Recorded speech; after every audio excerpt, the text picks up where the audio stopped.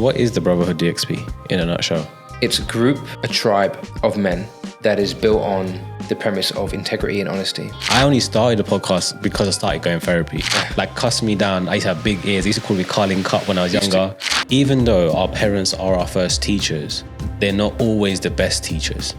And maybe I couldn't appreciate that before because I thought this is what mums do. But there was part of me that always felt like a bystander in my own life. It's that we've always kind of been told growing up, like, boys don't cry. A lot of these men are lonely. The first time I can remember actually hugging my mum was when I was moving here. To hear a heartbreak is the most heart-wrenching, gut-wrenching thing I think anyone could ever. I heard it. When you think about your future self, what are you most afraid of currently?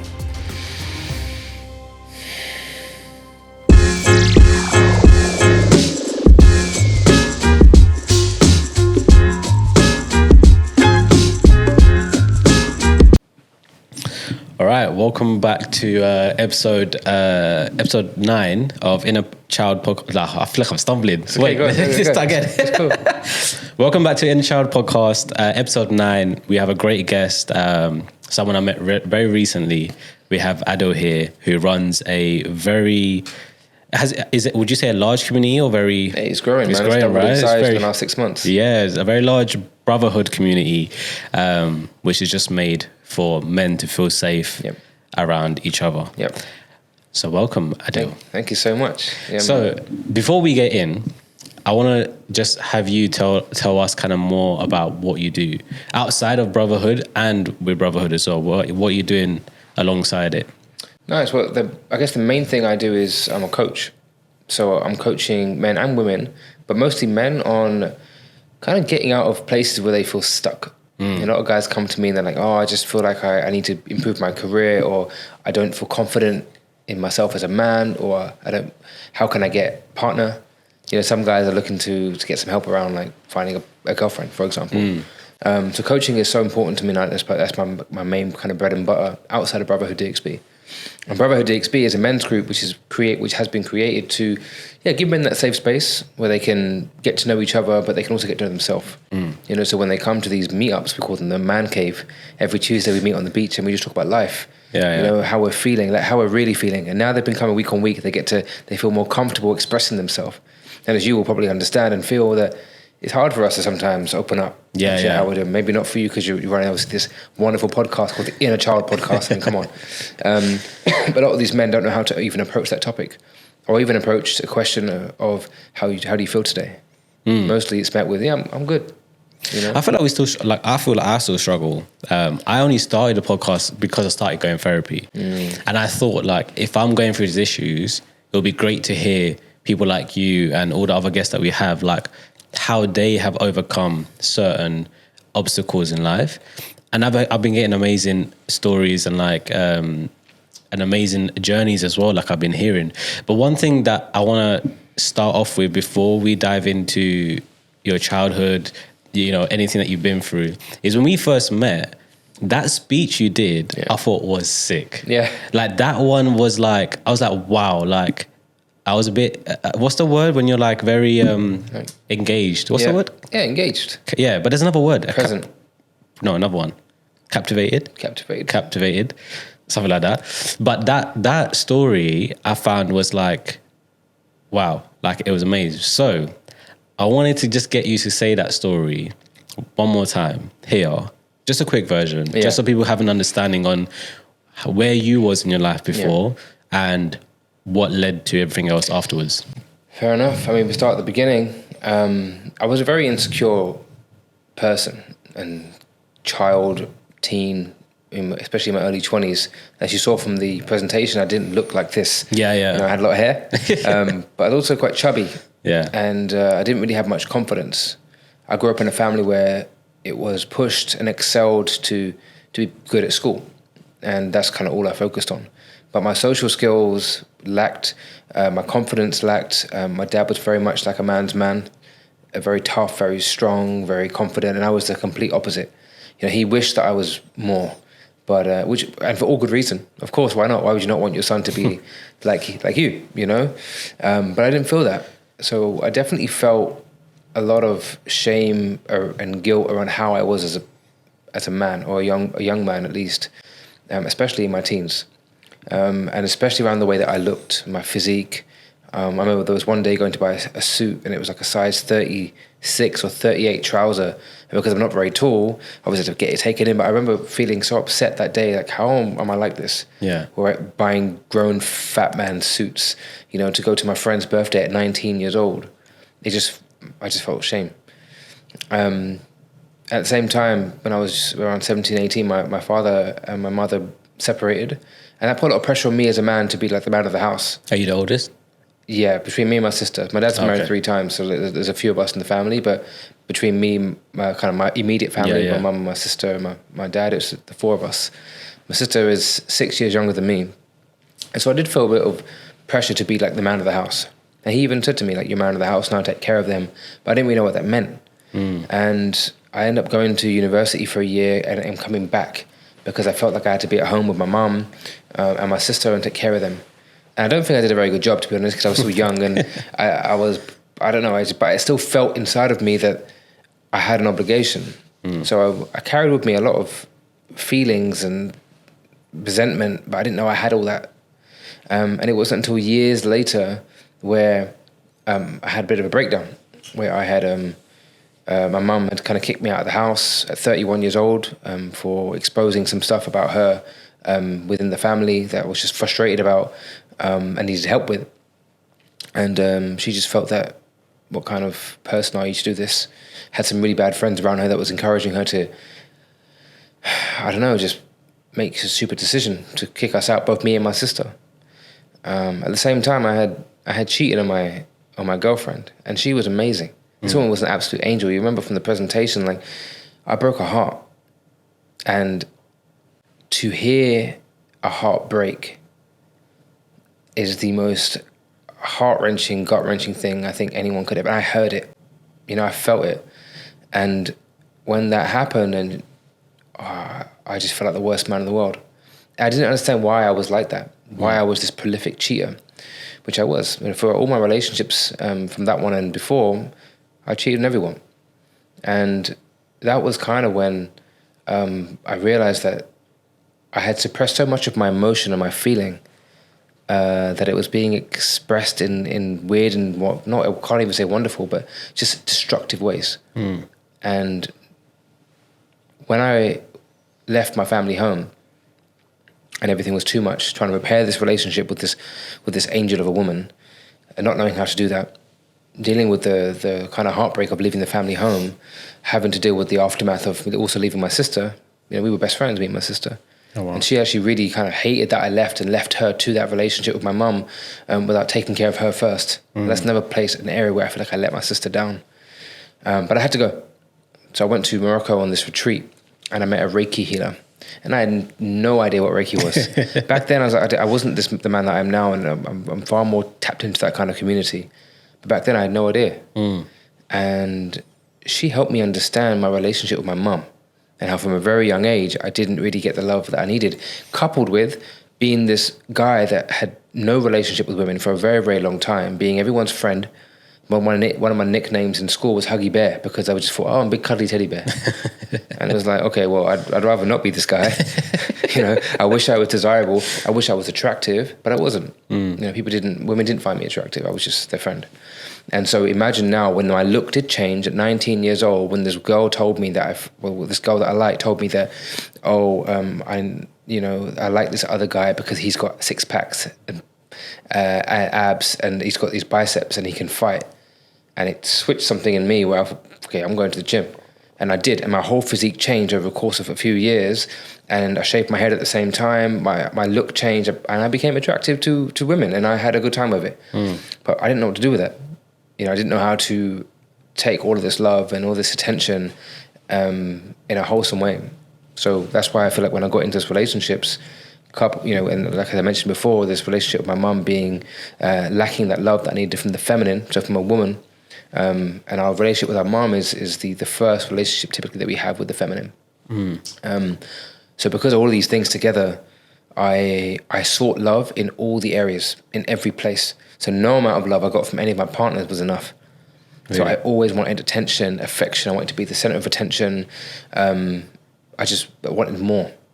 And this Reiki healer helped me to understand that I held so much anger and resentment towards my mum. So in a way, I couldn't even respect women. Wow. Yeah. I couldn't. I thought I was like this nice guy. Everyone thought I was a nice guy, but I wasn't.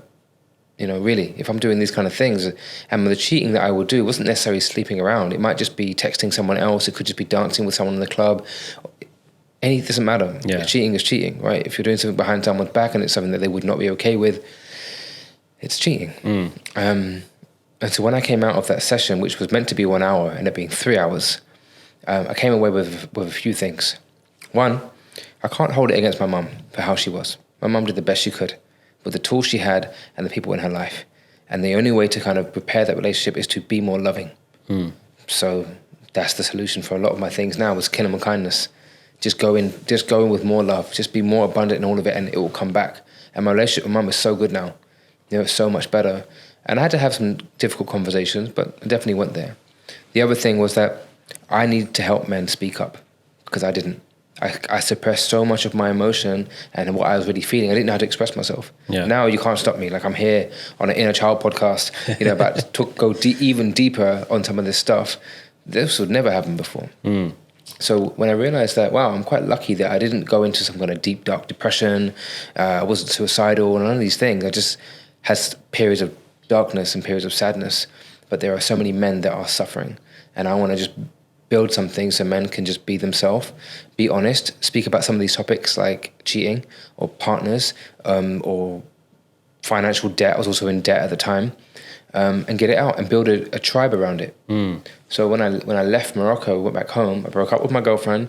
I didn't talk to my mum, and I worked on myself. I got therapy. I joined a men's group online, and I worked with a men's coach. All these things together. And thanks to all of that, and even the heartache and the hardship, everything that happened, I'm now doing what I'm doing. But it's been a really hard journey. It's been really painful. What I just want to ask quickly what your childhood was like from the earliest you can remember up until like about 12, 13. Like, what was that period of your life like? I just remember feeling lonely. Really, even though you had your sister around? Well, so my sister was 6 years younger, so I didn't have anyone until the age of 6. And then even then, she's not really that fun until a lot older. Yeah. So for a long period of time, I was just this kid that wasn't very good at making friends, was very shy, had a lot of love from his dad. My dad was around a lot, and because he had a business. So I spent a lot of time with my dad, which also made it a bit more contrasting and juxtaposed that I was not like him. Of course, I was small anyway, but I was picked on, I was bullied, and I remember just trying my best just to make them happy. I was so soft. Really? I was so soft as a kid, I swear. I think I remember just getting kicked by some girl at school because they thought it was funny, and I got poked by one of my teachers. I got punched in the face. Like, I remember one day I used to wear glasses. Year 10, so I was like 9 or 10 years old. No, sorry. In year 10? 5. Oh, year 5. Year 5. I got punched in the face on the first day of me wearing glasses to school by some kid. Just, I was like, 4 eyes, bam. Oh no, I ain't had that one in a while either. Yeah, and I also grew up in a very white area, right? So my dad's from Pakistan, mum is from India, so we're brown. Yeah, and we're brown in a white neighborhood. It was not safe. You know, it wasn't the worst, but I definitely faced racism out in the streets. If I was playing, or one time some kid held me up by my neck against the wall, just kicked my football away, like told me my bike was stolen. Southeast London, bro. Like, it's. So where did the wanting to be liked by so many people come from? Like, where does that come from? Well, imagine not being or feeling liked at all. Yeah. And feeling like you're always in the shadow of others. My sister is the complete opposite. She was super confident. Really? So she grew up, even from like the age of 5, 6, 7, 8, 9, 10, she could go out during the summer holidays and come back with new friends, easy. Oh, wow. She'd come back with a whole family that wants to adopt her, you know? Whereas I go out and I'm playing football by myself, kicking it against the wall. Okay. It was very difficult for me. I couldn't do that same thing. But she was like my confidence. So when I'm around her, I was really super confident. Yeah. You know? But as I grew up and always feeling like I was second best, or not even second best, just a little bit invisible. I had friends, don't get me wrong, and it was nice to have them. But there was part of me that always felt like a bystander in my own life. You know, like I wasn't even the protagonist in my own story. You know, someone else was leading the way, and I'd look up at them and like, oh, you were awesome. So everyone else to me was awesome. I got an older brother from my dad's first marriage, and we were like friends, like brothers. Like he's a great guy. He's 7 years older than me, and he was the one I looked up to. Like I loved the way that he looked. Like he's super good looking, great body. He had like his greeny blue eyes, and like if we'd go out in the kind of my older years, like he'd get loads of attention, and obviously I wouldn't. Yeah. And my best friend, some tall, black, like beautiful man, 6-pack, dancer, everything he touches turns to gold. Girls loved him. So as much as like we had a great relationship, great friendship, there was still a part of me that was like, man, I'm not this guy. Yeah. You know? So when the attention came, of course, like I just had to run with it, and it felt amazing. Yeah. I would wear like tight. I mean, this is quite a tight shirt, but I would wear. I'm getting bigger, by the way, guys. This is not that. This is not on purpose. So I would really try also to get attention, you know, and it would work. It became addictive. So yeah. I feel like attention is one of those things where like it'll always be a currency in our system. So what do you? But I think it depends on, you know, what kind of attention you go for. So I'm guessing like back in the days for you, it was a lot about being liked and women and etc. Yeah. But where are you right now with that currency? That's a really good question. You know, even up until 2 years ago, being here in the UAE, I recognized that obviously with what I do is like with men's coaching, masculinity, the public profile that I'm developing now, it is going to get attention. And there was definitely a period of time where I liked that attention, like literally even from women, like, oh no, we don't meet guys like you. And I'm like, okay, cool. Like I see it, I understand it. I have to integrate this and just know that I have a great mission. You know, I'm not out here like dating around and being on like dating apps and stuff and trying to get that kind of attention. But 2 years ago, as I was reflecting earlier, like I was definitely posting stuff to get attention on my Instagram. You know, that was an interesting time because I felt really lonely. Even here, like I felt super lonely. Yeah. I came here 3 years ago and I had no friends, and obviously no family. So all I had was my social media connection.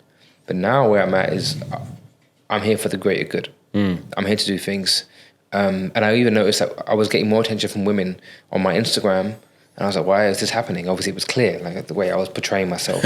And now I made a shift last year to, I'm just focusing back on the guys. I'm meant to be a men's coach. Yeah. You know, so there's no wonder why I wasn't getting male coaching clients or anything. I was working with women more. I had dating workshops and stuff that I was doing because I was getting more attention from women. I was like, why is this happening? But as I reflected, I was like, it's happening because I'm putting more attention in that direction. You know, speaking to them in a particular way. And this is clearly not going to be working in my favor for the greater mission of helping men speak up, building the brotherhood. So I do get attention. I do. I'm not going to lie in that I don't. But it's I definitely handle it and integrate it much better. What is the Brotherhood DXP in a nutshell? It's a group, a tribe of men.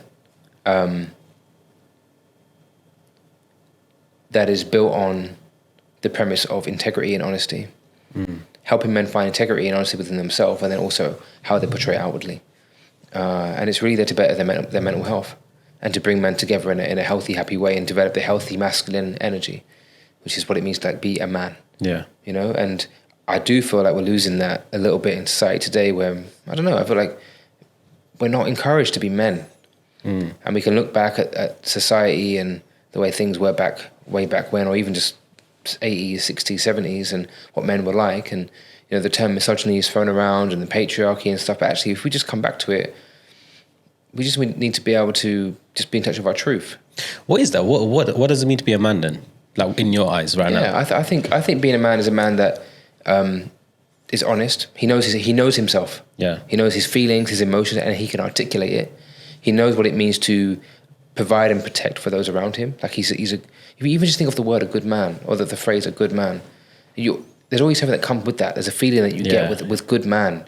You know, there's people in your life that you can think of, like, you know, he's a good man. Not a good guy, not a nice guy. He's a good man. Yeah. And there's role models that that portray that. But having that ability or that want and desire to do the greater good, to provide, to protect, to know how to lead, you know, you're able to control your emotions, not suppress them. You know, if you feel angry, like, okay, cool, I feel angry, I'm gonna go deal with that and come back and not take it out on other people around you. You're stoic in nature, but not so cold. You know. But then I think there's something that I think about when it comes to that topic of being a man, and something that I find interesting what you're doing with Brotherhood is like and this is from my experience. I don't know how things might have been different for you growing up because of like the generation gap and things like that. And same for my little brothers. I don't know what it's going to be like for them. How old are you? I'm 28. It's like generation gap. But as in, like, you know what I mean? Like that whole, like every 5 years, it's a different generation, right? All right. So like, I don't know, like what, because you guys grew up on, you know, on different cartoons than we did, and my brothers grew up on different cartoons than we did. Okay. But what I mean is like, we always think about, or what I think about is like, we have all, across all generation, except for my brother's generation now, which is just growing up now, is that we always kind of been told growing up, like, boys don't cry, men don't cry. You know, it's like, you know, you have to look after your sister. If you cry, who's going to look after her? Like, you know, all of this stuff we was always told. The same thing. Yeah. But I'm seeing it with the younger generation now, where they are being told where like, it's okay, you know, to cry, and it's okay to be soft, and it's okay to, you know, do what your sister does. It's okay for your sister to do what you do. Yeah. You know, and I think there's a situation now where like a lot of kids are growing up without their dads. So it's like, who do they look up to? So where it comes to like the Brotherhood, for example, where for those that don't have the role models, the father figures growing up, where can they like look to get that feeling? Do you know what I mean? Because Brotherhood, for example, Brotherhood DXB is based here in Dubai, right? But a lot of people around the world learn their first, you know, way to shave and stuff off TV and things like that. So where do you think like people can just go back to martial arts? Really? For any single mums, as an example that are listening, put your kids into martial arts. If you're here in the UAE, for example, there's a really great place called the Warrior Academy. And actually, I was on his podcast recently, Seb. So shout out to Warrior Academy and Seb. But it's like an amazing initiative, because it's not just about learning how to fight. It's learning how to be disciplined and build your character. So they have like a character development program. And so for young boys that are growing up that don't have father figures, getting into sports and fitness and like football or whatever it's going to be, but being around that kind of place where you've got male coaches is something where you can look up to someone, see what they're like as a person, and you get to learn things along the way, learn about social development, how to interact with others, how to follow rules, but also how to find yourself and develop a skill. Right? For those men that come to Brotherhood DXB, we developed a tribe. I think what life was back when there were tribes that were more common. Parts of the world still have tribes, but the men would learn from each other, and the young boys would sit with the older men, and they would talk, and that's how they would learn. You know, there was a boy to man kind of initiation as well. We'd lost that now. So when these men come and sit in my circle and we talk about life, we've got men that are 50, 40, 30. We've got the youngest one is 21. Now imagine the 21-year-old learning from a 54-year-old. Think of the 20 years of experience that can be shared. Yeah. And think also about how the young one can bring out the youth and energy and excitement from maybe the older gentleman. Right? So we all learn together. I might be facilitating, but I'm not coaching anyone during that process. I'm just like them. Yeah. I'm just a man. We're all just a man. And we're all doing the same thing. You know, we're all just trying our best. We all just want to be better. And that's what Brotherhood XP is as well, is how can we be better men? What's the most common question or problem you find when you're sitting with these men on a Tuesday night?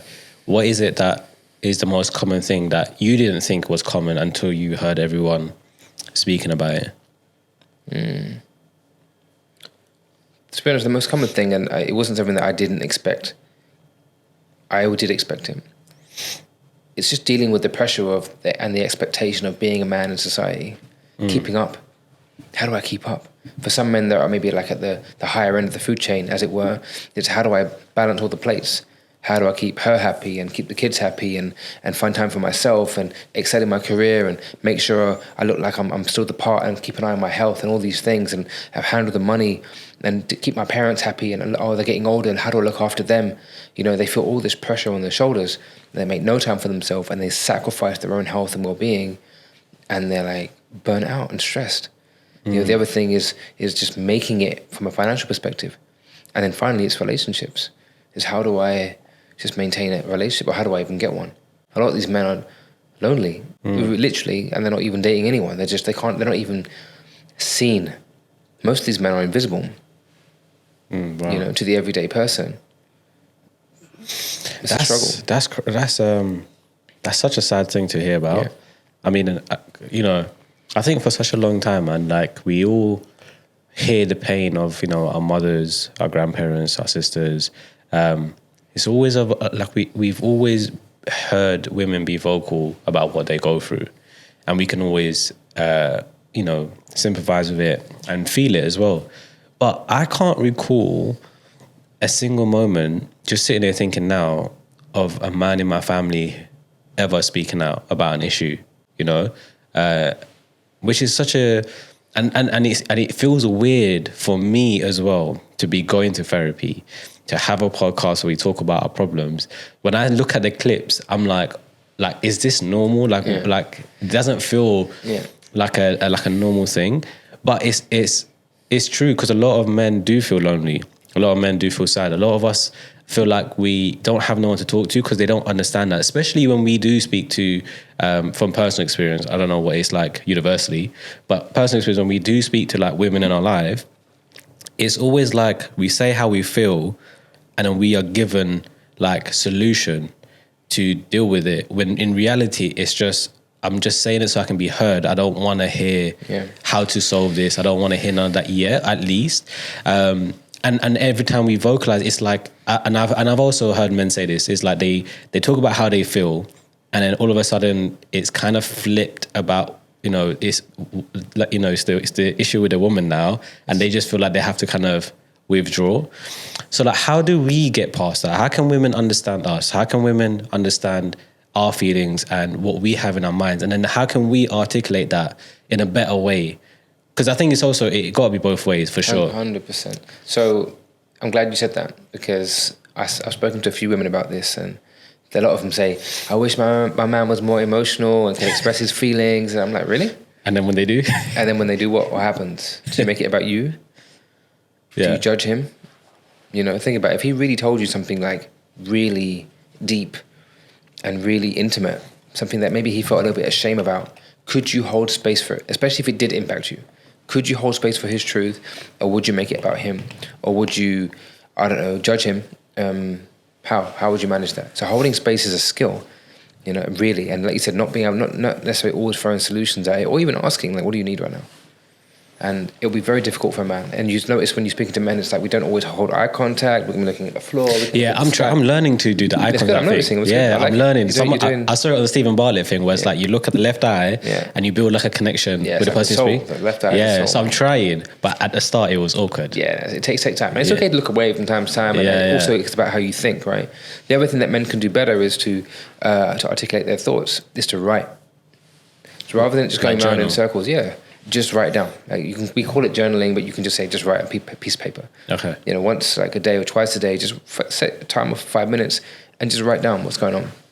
Because when it's all here, it can feel like such a mumble jumble. What is going on? And it races. Right, we get lost in our thoughts, and it can cause overwhelm and stress. And then when it comes out, it could come out in an outburst. It might not come out at all. It could be like, who knows what might happen. And you forget things. But when you write things, especially when we're talking to the opposite sex, sometimes these women are fantastic conversationalists because they are better at articulating themselves. Yeah. Which means that they can pick apart everything we're saying in real time, which can then put us on the spot. We can feel like we don't want to talk. And what happens? We stonewall, we shut down, we remove ourselves from a conversation. Yeah. We're like, nope, that was a bad idea, bye-bye. And if we do ever get shut down when we are vulnerable, that can sometimes stop us immediately and forever speaking to that person again. because we recognize that level of vulnerability is not received. And so it's like, well, it's not worth it. If I express my truth, she's going to hold it against me or judge me for it. So men learning to write, articulating it out on paper for a while, like making it part of your daily practice or your weekly practice.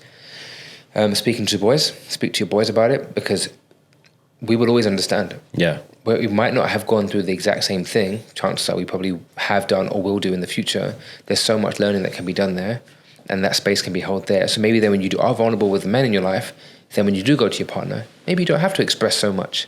You can express like, okay, this is what I was going through, this is how I feel now, like it's okay. Because sometimes we don't want to feel like we're letting them down, or that this woman in our life can't trust us, look up to us, or that we can't hold space for them, or we can't protect them and keep them secure. Sometimes when we express our truth, and it's quite, I don't know, maybe it can make the woman in our life feel unsafe.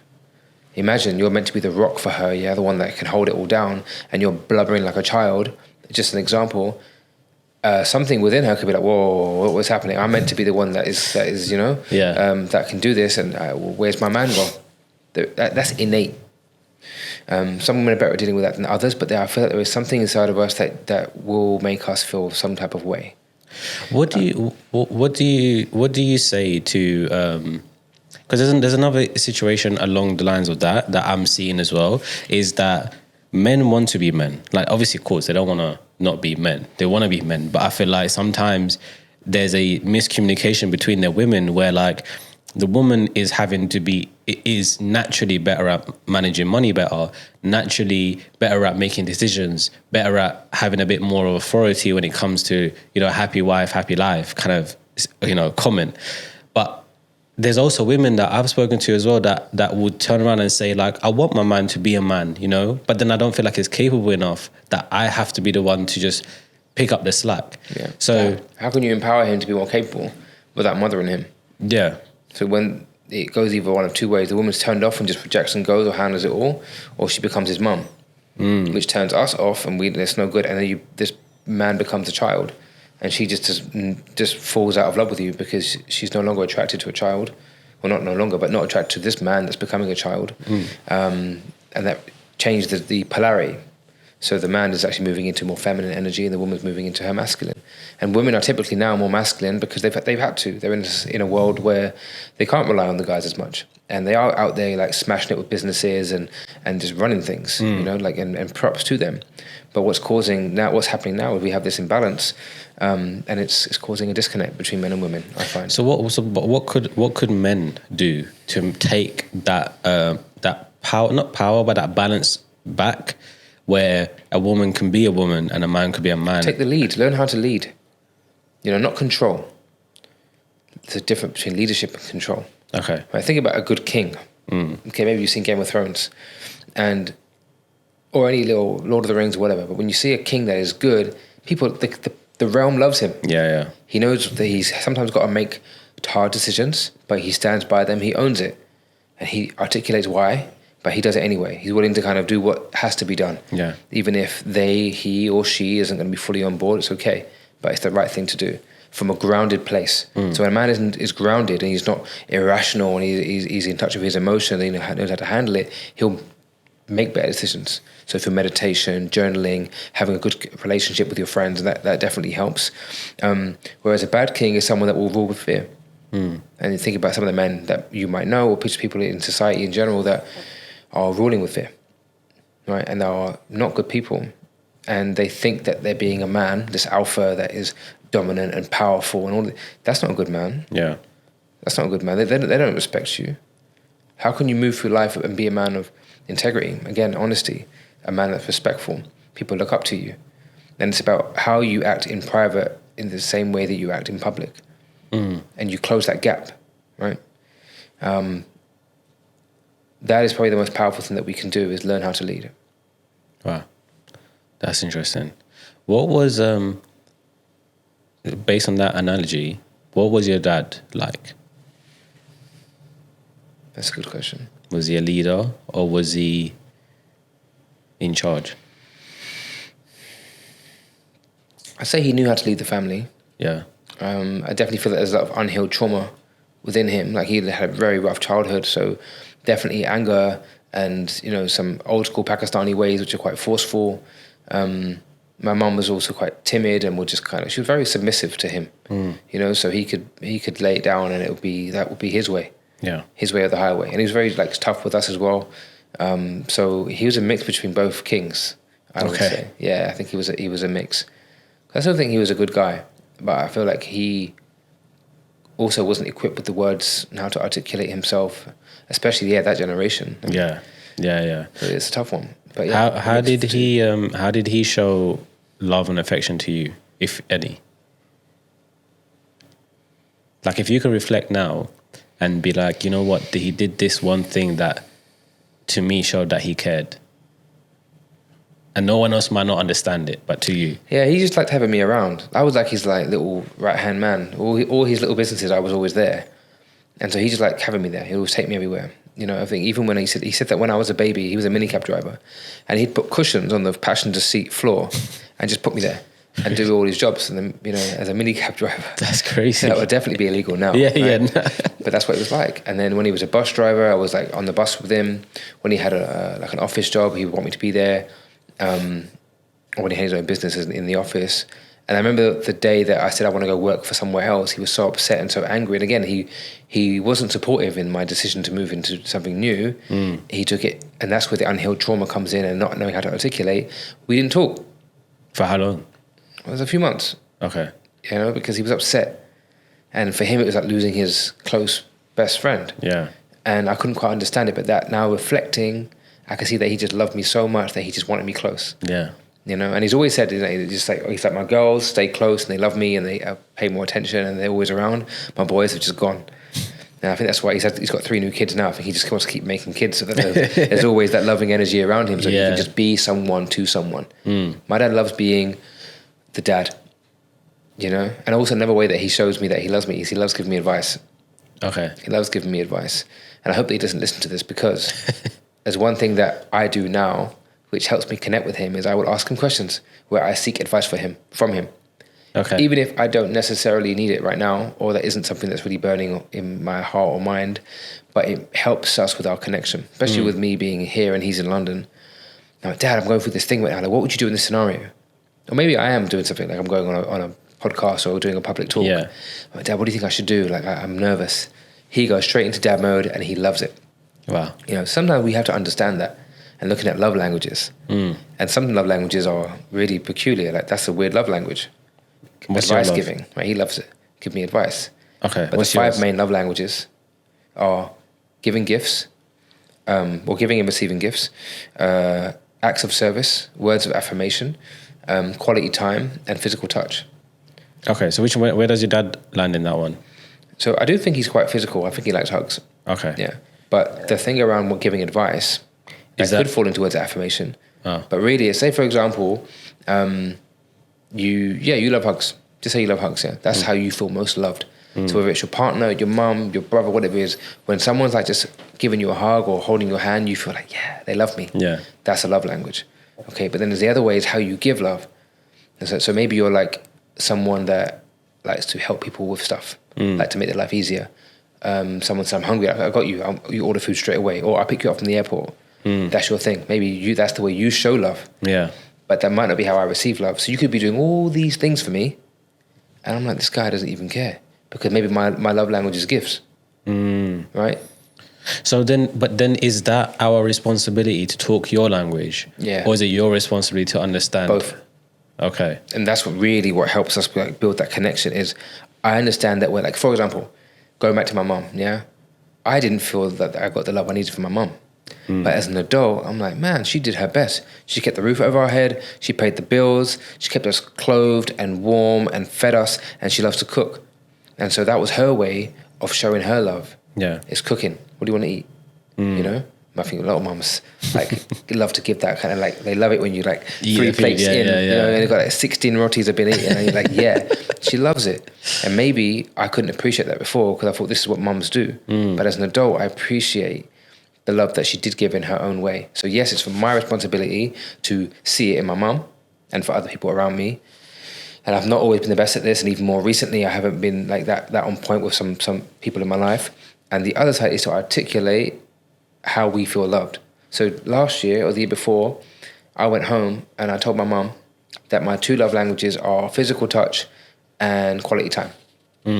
So like watching a film together, going for a walk, doing something quite wholesome together, quality time. And mum was like, that's mine too. And I was like, what? I was like, Mum, why do we never hug? And it kind of like hit us both in that moment. I was like, wow, we haven't really tried to connect all these years. And now as a 33-year-old, I'm going back to my mum, or 34, and reconnecting again, like building a whole new relationship with my mum. And then from that day, she would just say, hey, can I have a hug? Like she made that effort. Wow. Yeah, and it really made us closer. When I left and came back to Dubai, it was definitely a sadness to leave. Yeah. Because before I couldn't wait to leave. I was like, okay, see you later, bye. Gave her a hug anyway, and she would cry, but this time was different. We both felt it. Because I always thought that Mum's love language was gifts. I think it was gifts. Like she's the kind of person where you buy her like a £200 bag or whatever. Like she loves the monetary side behind things. Yeah. But I feel like it really has evolved, and I carried that same thought and feeling for so long without asking the question. And all these years I've been asking everyone, what's your love language? And not asking my mum. And one day, one Eid, I had my whole family sitting around on the floor, and I asked them all what their love language was. And it was such a good conversation. 16 of us sitting on the floor, all talking about love languages on Eid. And it was so nice because husbands and wife were like, really? No wow. way, yeah. Yeah, it was such a good conversation. I was like, wow, I felt so good that I could also bring that conversation to my family and bring what I learn and what I teach to my family.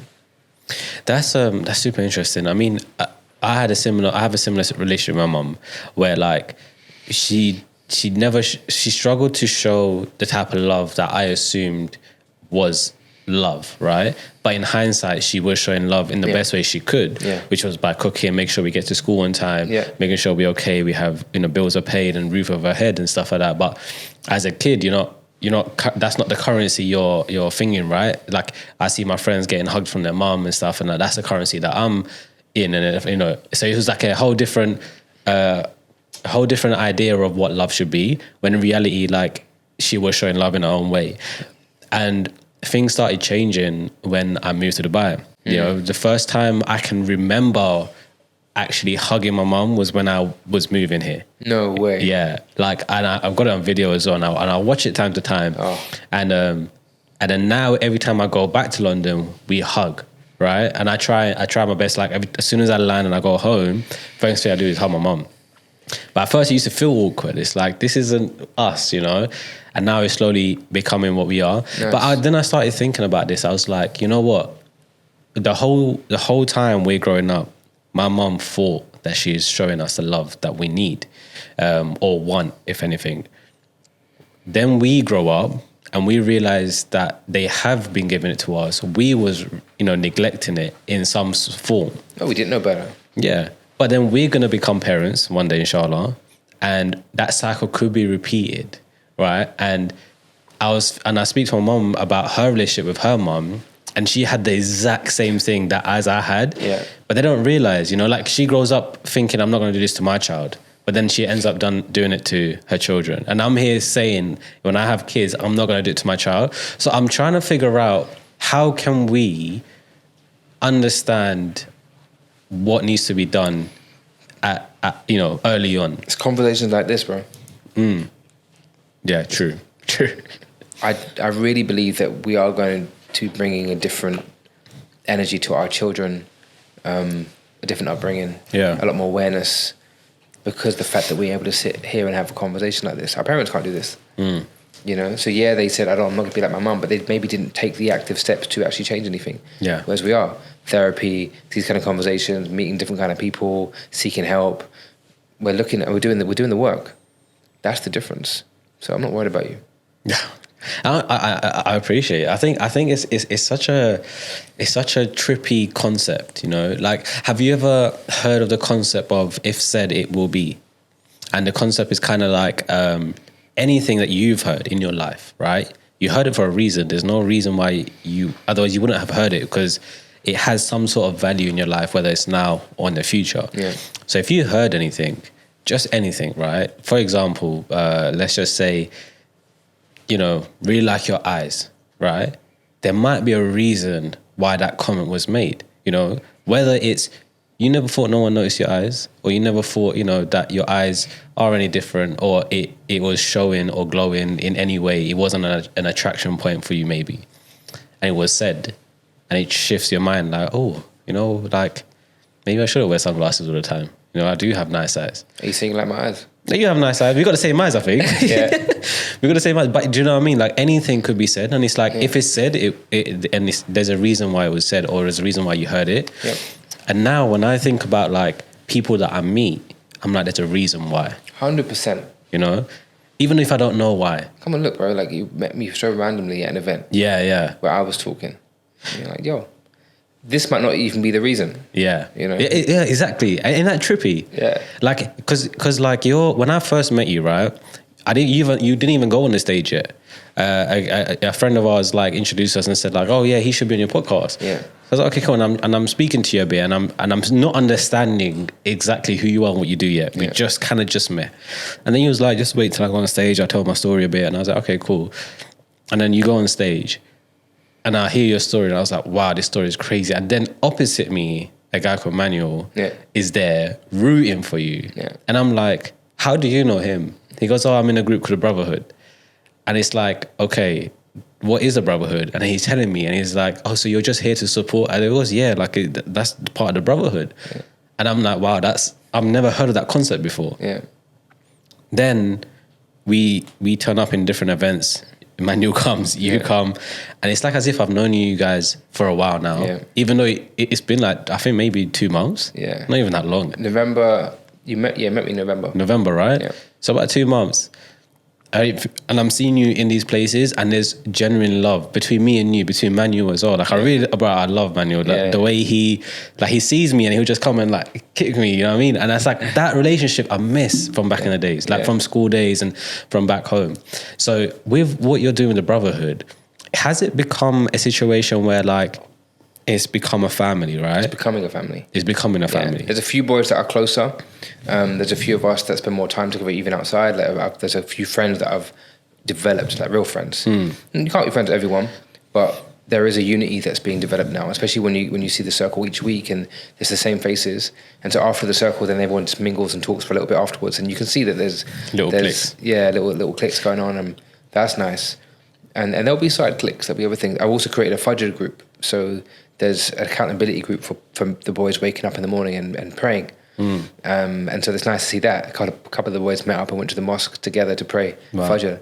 And I was like, well, that's quite nice. A few of us are going to go do Umrah in February. Wow. You know, and these boys I hadn't known for years, and now here we are going to go and pray together in the holiest place in the world. Like, it just feels that's crazy, amazing. And that's even me going on that journey towards Islam. That's new. Let's speak about that. I do want to speak about that. Let's go. I wasn't sure Let's if go. I was waiting for you. Let's do it. But I do want to speak about that. I want to speak about your take on religion, where you are now, because I felt like I was the worst Muslim all my life. But did you feel like you was a Muslim growing up? My dad told me I was Muslim. That was it. That was my introduction to Islam. Is you're Muslim. Okay. That was it. And my dad wasn't particularly religious.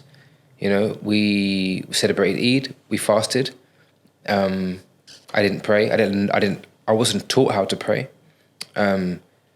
Which is like for me like how and why I feel so detached from my religion. I can't even go to the mosque. His thing was copy me. Okay. Which is so lazy. No, you can swear it's fine. It was so lazy. And I wish it wasn't that way. Okay. You know? But now it's my responsibility to change that.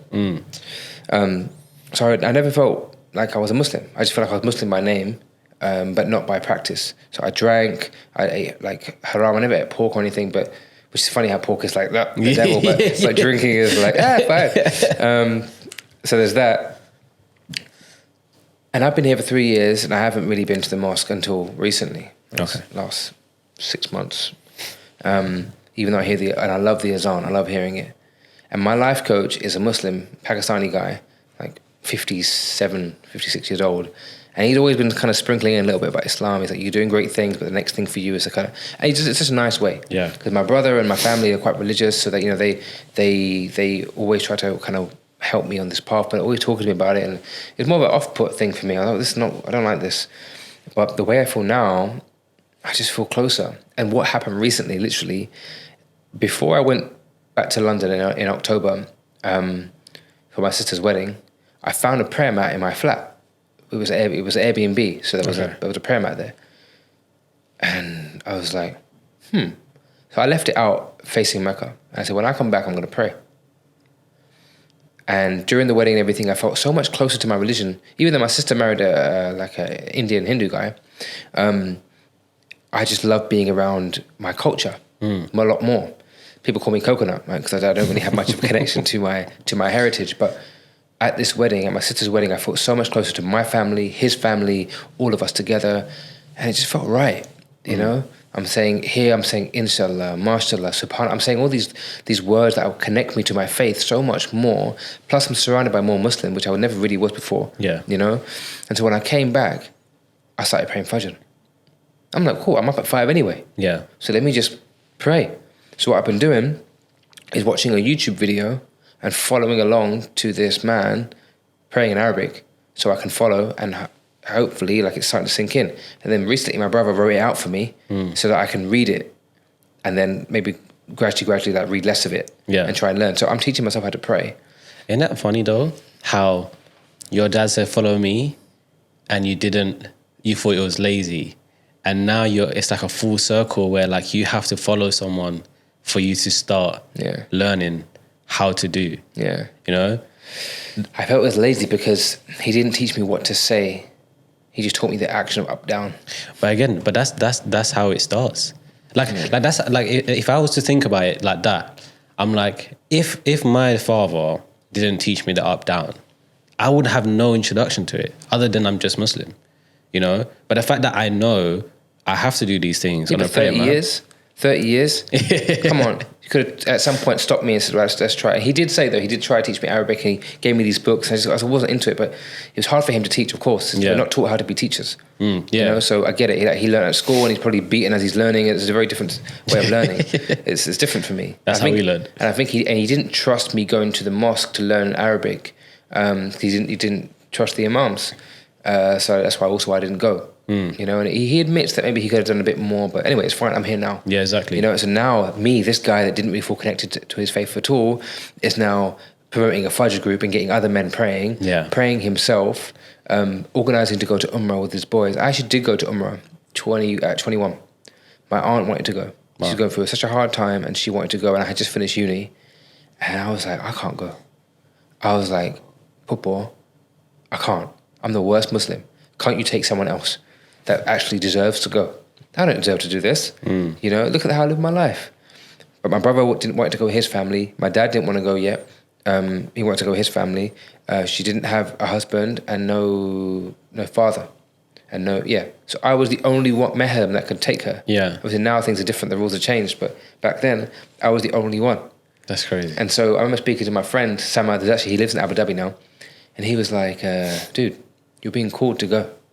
People who don't get this opportunity. And I couldn't see it. Yeah. You know, eventually I was like, you know what, fine. And it was the best experience of my life. I loved it. Even though I didn't really know how to pray. My little cousin, bless her, she taught me how to pray on the plane. Like very quickly, like we went through it for 6 hours, just learning, and she was teaching me. And she's young, you know, she was teaching me how to pray. You know what's crazy? Like people will be like, oh, is this person a practicing, you know? But the whole reason why it's called practicing, because it's like you're forever learning. Yeah, you're forever practicing. It's not something that you're going to be perfect at. It's like you're practicing, because it's, you know, just with life, highs and lows, you know, you're going to be closer to God at one point. You're going to be a bit more distant, but you're always practicing to make sure that, you know, you are trying the best you can. And that's where the practicing comes from. Yeah. So let me tell you something. An insecurity I have is in this area, because I feel like I would like to be with someone Muslim, like in a relationship and marry. And I feel insecure about it because I'm like, how can I be with a Muslim woman if I'm like this? Yeah. And I don't even know, like I'm not even kind of worthy, you know? So there's this element of I'm not good enough to be with someone of the same faith. And I don't feel that unworthiness in any other area. But more recently, I've been thinking about what kind of person do I be with? Because before I didn't care about being with someone Muslim, and maybe it isn't the biggest deal. Maybe I can still be with someone that isn't Muslim, but there was something inside of me more recently that is kind of desiring that. Yeah. You know, as I lean towards my faith. And there is insecurity now that I feel like, well, why would someone practicing, or even someone from a more practicing Muslim family, why would they want me? I mean, but why not? I mean, if that, I just see it as something maybe they would see it very important, and they wouldn't want someone that doesn't practice.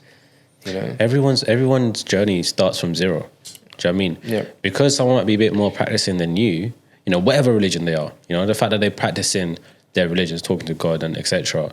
It's like, just because they in public, it looks like they're more clued on and a bit more to put together than you. That one night where you're just crying and speaking to God, or on that prayer mat when that person's asleep, makes the biggest difference. Yeah. You know, everyone's calculated and balanced in a different way. That one good deed that you do in life could really tip the balance. Yeah, you know? There was one time, years ago now, I was dating this girl from Manchester, and she was Indian Muslim, practicing. And she liked me, I liked her, but she really made me feel like I wasn't good enough. You know, because the fact that I wasn't practicing, she tried to get me to stop drinking, and I stopped for a bit, thinking this is what I need to do, but it wasn't me. I wasn't ready. Yeah. And she was just like, "Oh, you know, you got to change. You got to delete some photos from your Instagram, because if my family see it." Like, there was one photo of me and my sister where she was tying a Rakhi on me, and my mum was Indian. She's Hindu, so I don't mind practicing some of the faiths, and I really love that tradition of the brother sister bond and the Rakhi Bandhan. Yeah.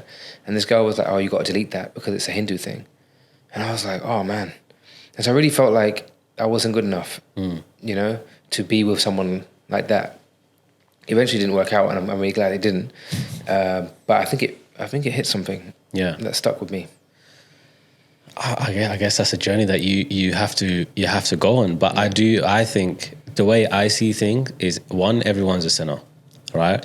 Two, when you die, the only thing that goes with you is your good and bad deeds. You know, no matter what your mum did for you or gave you, no wristband, no clothes, no money, like, you're not taking on that with you. No. So why do we worry so much about what other people perceive us as? You know, like, we're not trying to be good to to let people think that we're good. Yes. We're trying to do good so that we are just good. We're good people. Yeah, so we can get to heaven, so we can be close to God, so we can, you know, live a better life, you know, in peace. And don't get me wrong, I'm not doing any of this to find a partner. I am just leaning into my faith. No, of course. Yeah, it feels good. But again, you know, in our religion, having a partner is completing half your deen anyway. Yeah. You know, so even that itself is like, is you practicing your religion by getting married to a woman. 100%. So, but let's move on. I want to play this game that I play towards the end, right? It's called Verbal Journal. I didn't sign up for games. No, it's not really a game. It's more like it's journaling, but you're going to speak it as if you're writing a journal. Oh, okay. So I'll just ask you some questions, and you're just basically going to say it as if you're writing a journal, right? But the first question, going on what we just spoke about now, are you okay with the fact that not everyone will like you?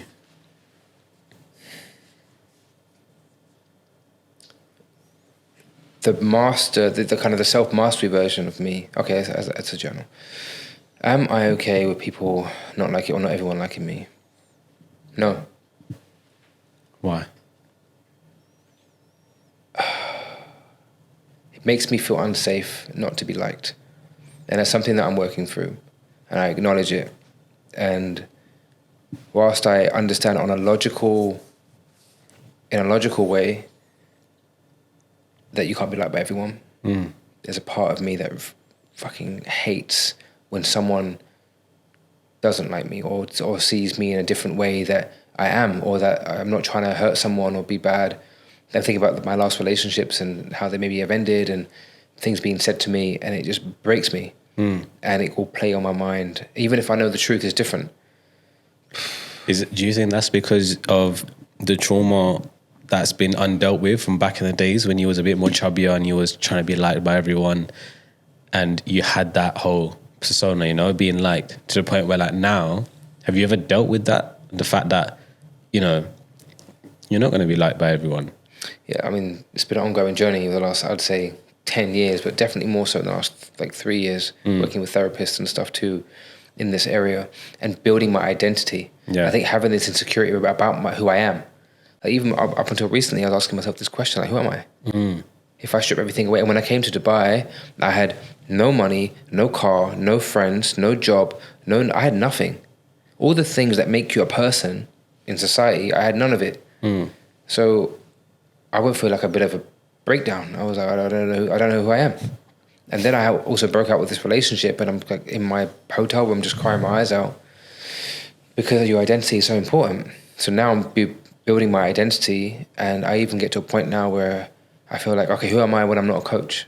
And this is why I'm really trying to cultivate myself, cultivate my relationships, have hobbies, things that sit outside of my profession. But all I've done is try to build this, so I feel like I'm this person all the time. And especially being in the public eye, like I can't relax. But what are you like when you're at home and no one's looking at you? When I'm at home? Yeah. What do you mean? Like when you're alone, no one's around you. I'm chilling, I'm watching Netflix, I'm watching a Marvel film, I'm cooking, I'm good. I do feel at peace.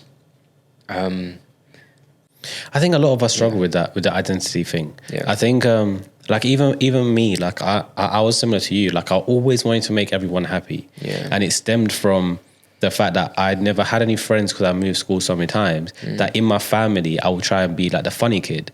But being the funny kid, I was the butt of everyone's jokes. Like cuss me down. I used to have big ears. They used to call me Carling Cup when I was younger. They used to call me Carling. Can't call me that now because I don't care. But back then, they used to call me Carling Cup. They used to call me Dumbo. Like all these jokes, right? And I used to, take it in because I'm thinking they like me. They cuss me. They like me. And only recently, like the last couple of years, I've come to a realization that if I worry too much about what someone thinks of me, and because they don't like me, then they're not meant to be that close to me. Okay. Look, again, I get that as a concept. And don't get me wrong, I'm not really in a place where I need everyone to like me. So there's a difference. I don't need everyone to like me. But if someone kind of said, I'm not a fan, I don't like you, if it was someone close. If they said it to you? Yeah. Okay. Or if I felt it or whatever, or someone else told me, it would bother me if it's someone that I cared about. But otherwise, every day I'm going to get haters. Like there's even some of my podcasts have been ripped apart, and some comments have been made, and so it's okay. So it only affects you if you know them and they're close to you. Yeah. Oh, there was one time where 3 years ago, after I broke up with the woman that I came here for, I think I made a podcast or something like this or a post, and someone left me a comment that was really quite hateful. Said, how can you be this kind of coach and you're treating women badly, like my ex or whatever it was, which obviously there was no truth to anything that was being said, but it cut me because it's like my first hate comment. Yeah. Now I look back and think, okay, let's collect some more of those because I can't be everyone's friend. I can't. Not everyone's going to agree with what I'm saying. Some things will be taken out of context. I've been like, I was out the other day and I told a couple of girls that what I did, and they were so ignorant at this. I was in a bar, and they were like, so you're just like Andrew Tate. Are you a misogynist? Are you trying to build a world of hateful men? And I was like, okay, let's just evacuate from this place. So I'm going to face some stuff. Yeah.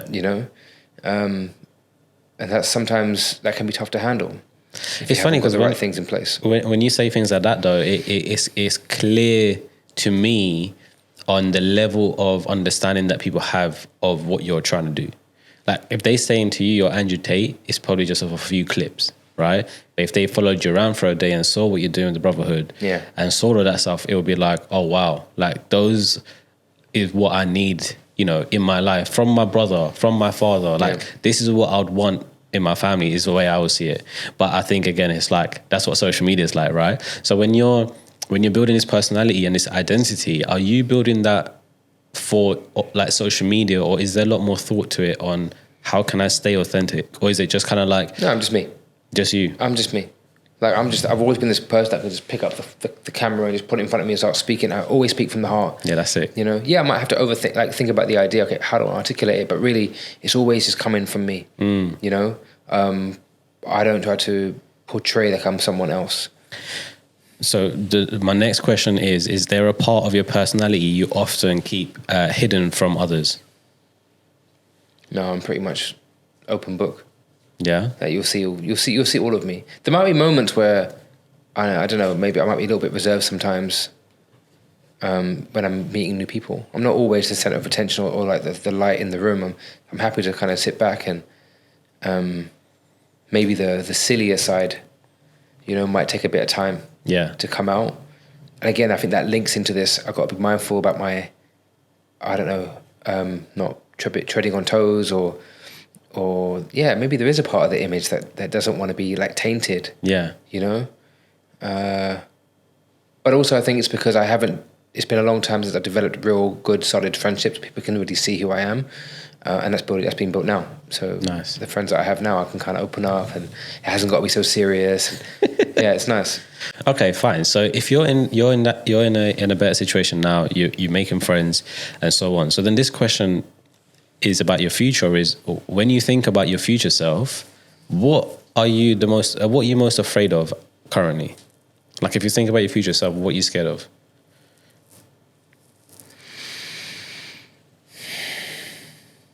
I'm afraid that I won't have built something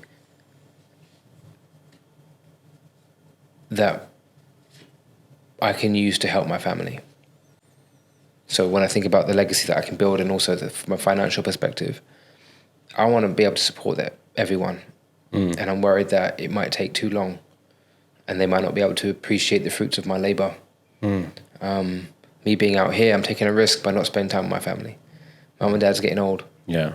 And I want to be around and I want to be able to be generous and support and show them that, look, this was worth it. Yeah. And not, he just disappeared. That would break my heart. Yeah. But I think, but what if you're, again, using the wrong currency in that situation? The reason why I say that is I'm thinking about one of my uncles. He passed away not too long ago when he was about in his late 40s, right?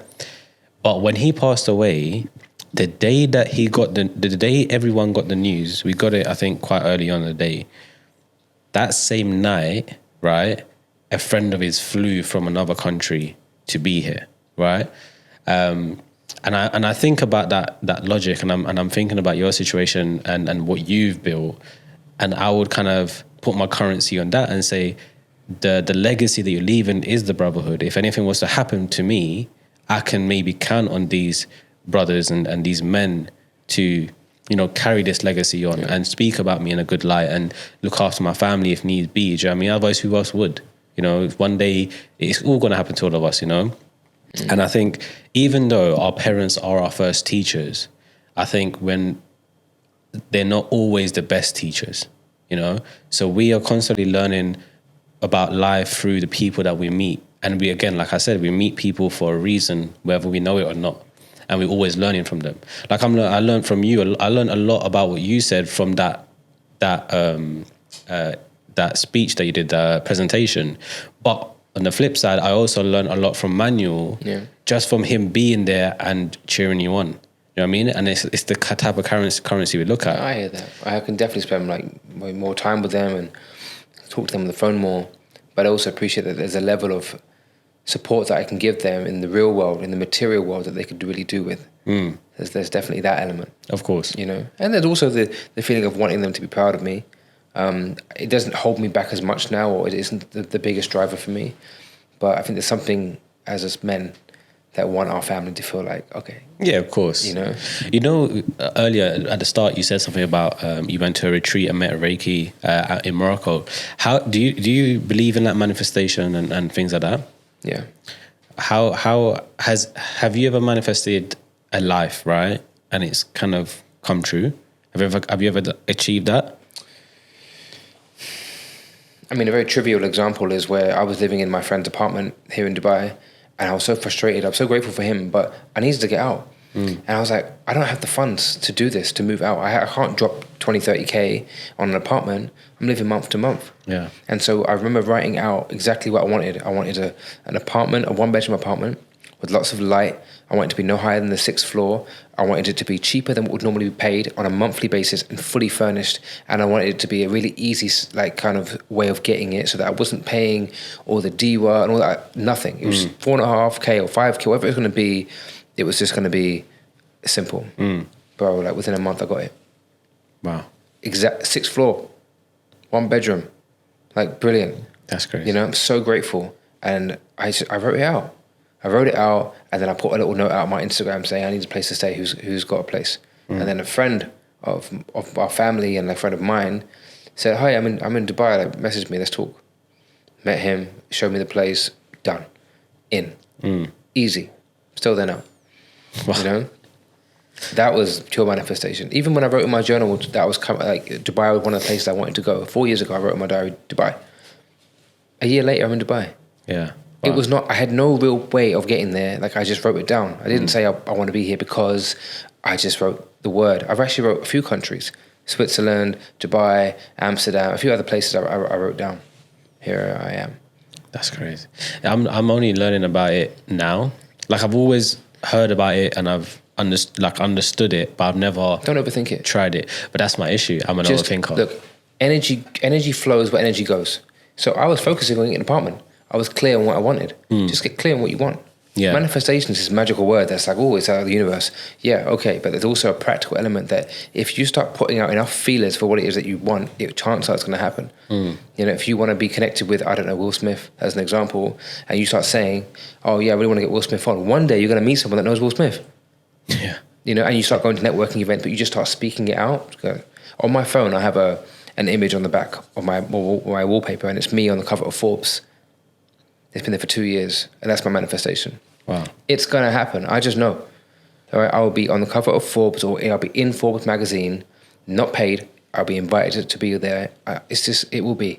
This is something I've always wanted. I don't know why. It feels like an accolade. Yeah. You know, it will come, and people see it. And like one guy was like, "Oh, I know someone at Forbes. Do you want me to put you in touch?" I was like, "Okay." Yeah, yeah. But again, I don't want it to be one where, because anyone can pay to get a magazine. Of course. I'm not going to do that. But I believe in where energy goes, energy flows, and you'll get it. So what do you want to manifest? Tell me something. Funny enough, that was one of mine as well. Being on a Forbes 30 under 30, and I'm like, damn, I'm almost 30, and I'm like, You better get a move on. I know. I'm Right. like, damn, So like speak it into existence. that was my dream, man. Cool. Forbes 30 under 30. Yeah, Done. that's my dream, and I think I still have time. You know, I definitely still have time. So much. How old are you? 28, but I want to be 29 next month. Well, you better get a move on. I know. But look, so much can change in a year. You don't know who you're going to meet next week. No, that's my point. Look, like a year ago, I didn't even have a podcast. You know what I mean? My business wasn't doing what it was doing now either. Like right now, I don't even have to worry about certain things because a year ago, I was just constantly like in limbo. Like, is it going to happen? Is it this? Is it that? And like stressing about it. And alhamdulillah, like now, it's definitely, and I think I did a level of manifestation of like, I just kept telling myself like, no, I'm just going to make it work. It's going to work. Yep. Without knowing. There's at the end, we do like to play one last thing, right? This is kind of like an exercise, and I like doing this because it kind of gets me into your head a little bit, right? You got to close your eyes. As if you haven't been in my head. No, the whole yeah. time. What have we been doing, bro? This one's a little bit more deep, right? So we're just going to start off. You're going to close your eyes. You're going to relax a little bit, right? I want you to imagine your bedroom door as a child. So the first door that you see when I said that, I want you to imagine that door. Yeah. I want you to go inside that room, and when you go inside, you see your child self just sitting there, right? Whatever age that is, the first child, the first version of you see. What would you say to him right now? You're loved. Was he not feeling love at that time? No. Wow. That's just to dissect that. You're telling him you're loved, but at the time he wasn't feeling loved. So what makes you think now that he was loved? Because now I know that love is shown in so many different ways. And that just because we don't receive it in the way that we think love should be perceived and felt, it doesn't mean that the people around you aren't showing you love. Wow. You can open your eyes. I like that. That's an interesting one. And I need to definitely think about that as well. It's funny, 2 doors showed up. Yeah? One with the second home, and then it then flicked to the first house. And then this young boy with all this hair. It was there. How old is he? How old is he the first one? The one that you spoke around, to? like 5. 5 years old? Yeah. And how old was the second door? No, it's the same kid, but different doors. Ah, okay. So the second, because when I first opened the first door, there was no kid there. Why? I don't know. Just I opened it, and it was like I was walking around. Oh, wow. Okay. Right, so it's like a first person shooter. And then second door, and then that's when I saw it. And it's always the same kid that I see whenever anyone mentions inner child. It's always the same kid. The 5-year-old. Yeah, 4 or 5. I don't know how old he was. It's funny because I only know him because of a photo, right? I only know what he looks like because of it. So I don't actually remember. Really, this is very interesting. I don't actually remember really what he was going through, but that version of him represents my whole childhood. So even though he's young, and I don't have any memories of that time, unless it was a photo, he's just the first person I see when I think of inner child. What would you say was the most traumatic year of your life as a child, in your childhood? Not your adult life. Adult life we go through a lot. But as a child... much in my adulthood, but man, other than my dad leaving at 17, and going below that, nothing felt like it was that traumatic. It just felt like it was childhood. You know, like even getting punched in the face or, the bullying that I got. I think it wasn't a day, it was like a period. And just feeling this soft, bullied kid. You know what I used to struggle with a lot is there used to be times where people would send memes around or send messages and say, oh, remember this when we was kids, we had this, and I could never relate because I moved around so much. I never had the opportunity to see a lot of things.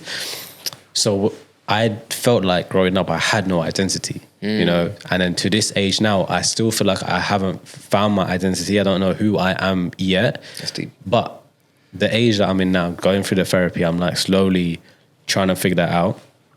And I really applaud what you do with the Brotherhood, because I think, like you said, the youngest is 21, you know, he might not know that he's going through something that other people have gone through. You know, he might be thinking he's all alone going through all of this. And then the 54-year-old is telling him, no, you know, I've been through that. I've seen that. And this is how I maneuvered through it. Yeah, that's beautiful, man. It really, anyone that joins it, especially when they're in their 20s, they are just blessed. I swear. I feel so grateful and so happy for them. Because by the time they get to my age at 35, you're going to be like a monk. You're going to be on fire, unstoppable. Yeah. You know, you're going to be so ready for really healthy, deep relationships because you're able to communicate like this and have that support of other guys.